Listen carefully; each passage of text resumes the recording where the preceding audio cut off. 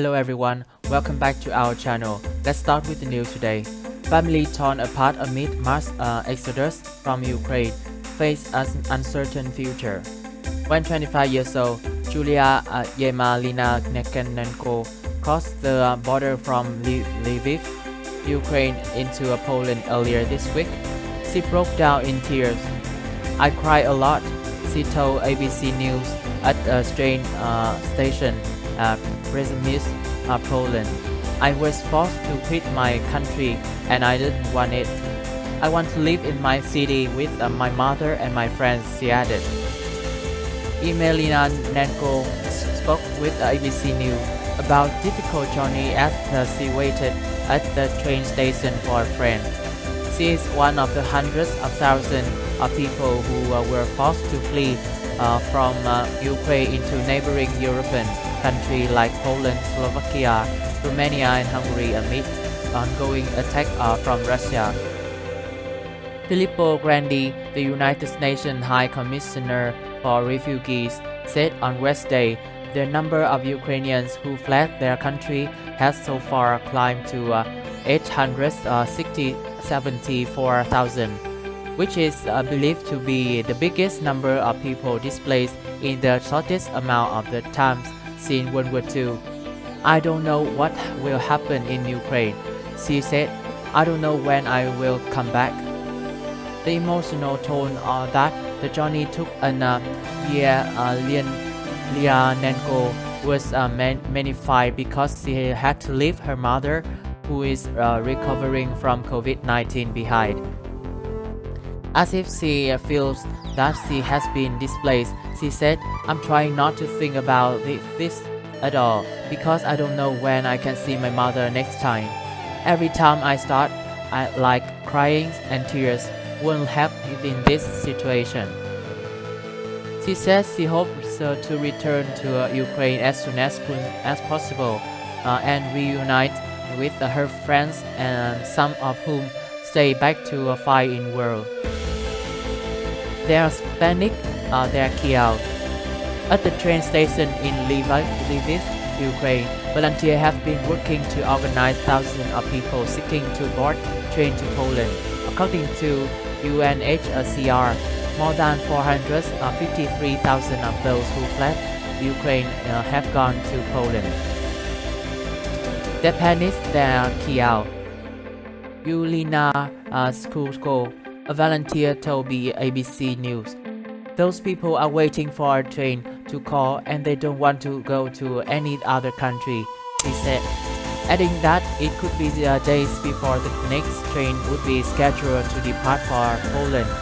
Amid the congestion, some immigrants and students living in Ukraine expressed fear they are being discriminated against as they wait at the border, hoping to cross into Poland. The Ukrainians are given priority, which is to children and women.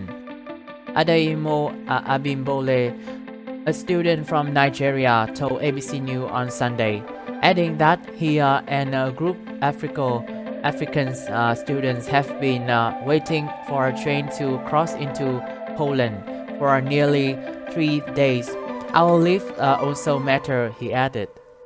It is unclear if Abimbole and his friends enter Poland. UNHCR Grandi confirmed during a press conference on Tuesday that there are instances of differentiation of treatment and at the borders based on race, but said he was assured that there's no state policies. "We will continue to intervene, and we have done several times, to try to ensure that everybody is received in the same manner," he said, urging all nations to welcome those fleeing Ukraine without discrimination. Marcus Lomwani, who is also waiting with a route, told ABC News that he believed some of his African friends were turned back based on their color because they want more Ukrainians to live. "Mostly they give power to women, children and their men follow," he said. Women and children have been given priority as congested with border crossing, and many Ukrainian men of fighting age have stayed behind after Ukraine began drafting the reservists aged 18 to 60 to fight for their country. A heartbreaking decision. Alyona said that her family decision to leave Ukraine was difficult, and leaving her country has torn her apart. I felt really bad that I had to leave, Tek told ABC News on Friday as her family arrived in Kosovo, Poland, explaining that she had wanted to stay behind and help her people in any way she could, but left with her husband and son because they worry about the baby's safety. I couldn't stay because I knew my son is here. I need to take care of him, and I'm responsible, she said. It was like heartbreaking for me because I saw people gonna go fight. Like regular civilians gonna take up guns and fight, and I'm just gonna live. Why take a grapple with the guide as she thinks of those she left behind.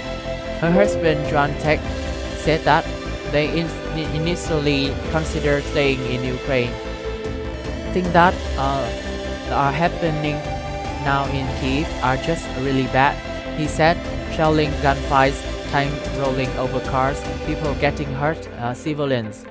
And now that I look back, I'm really glad we made that decision.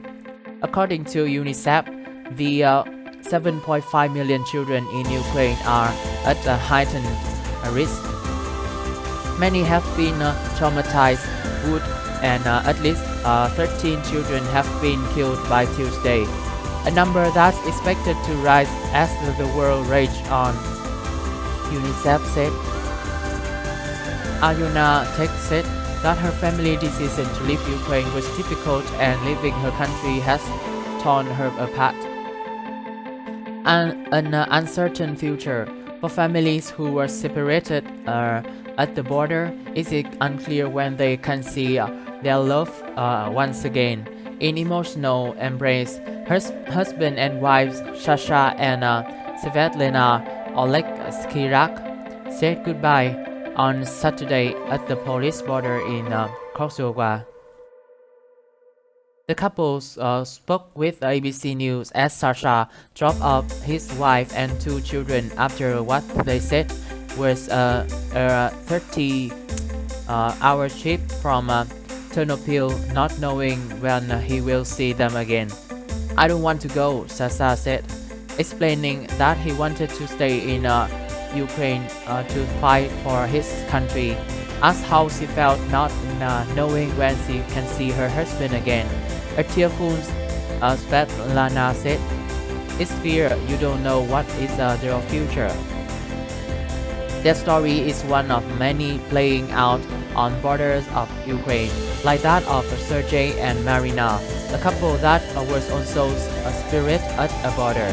Sergei spoke with ABC News as he waited with his wife Marina and their 2 children, a 5-month-old and 3 years old, at a train station in Lviv. Sergei said that